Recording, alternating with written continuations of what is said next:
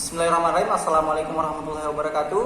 Kami dari kampus Sekolah Tinggi Agama Islam Darul Dakwah Wal Irsyad Pangkajen Dendeng Rapang akan memaparkan artikel kami yang berjudul Hilangkan Bawaslu sebagai syarat untuk lolos tak eliminasi kompetisi debat Bawaslu Republik Indonesia.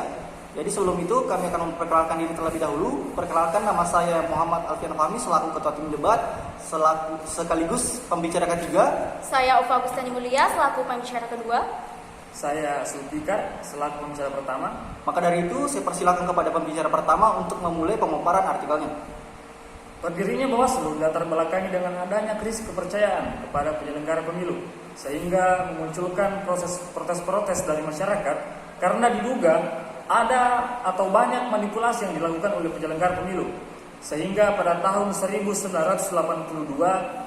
pengawas pemilu dibentuk dengan nama Panitia Pengawasan Penyelenggara Pemilu, dan pada akhirnya dibentuklah sebuah lembaga tetap atau yang diberi nama Badan Pengawasan Pemilu atau Bawaslu.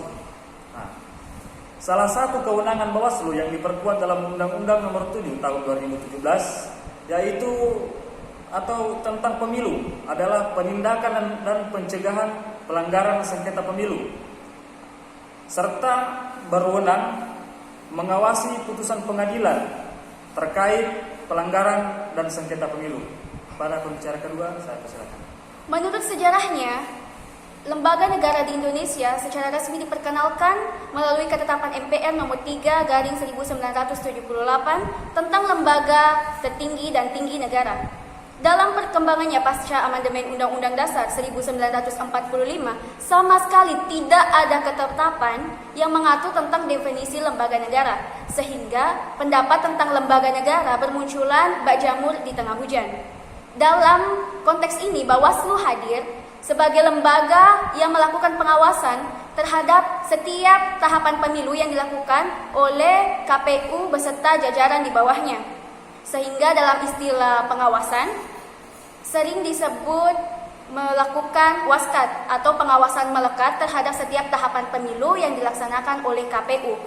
Apabila kita menelisik dari konteks ini, kita memahami konteks ini, maka Bawaslu kita dapat sangat menarik jika kita menakar bagaimana sebenarnya kedudukan Bawaslu yang di satu sisi dituntut untuk terlibat dalam proses tersebut, di sisi lain ketika ada hal yang terjadi dalam tahapan tersebut, Bawaslu bermetamorfosa sebagai lembaga pengadil. Pembicara ketiga.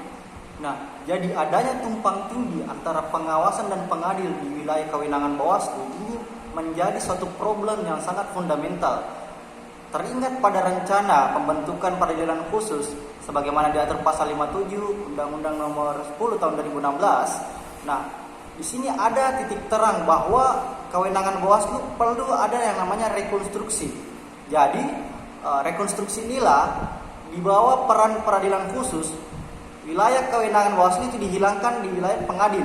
Jadi pengadil akan dilimpahkan kepada peradilan khusus tersebut.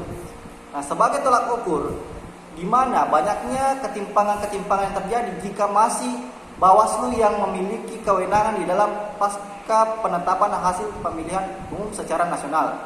Jadi memang adanya peradilan khusus sangat membantu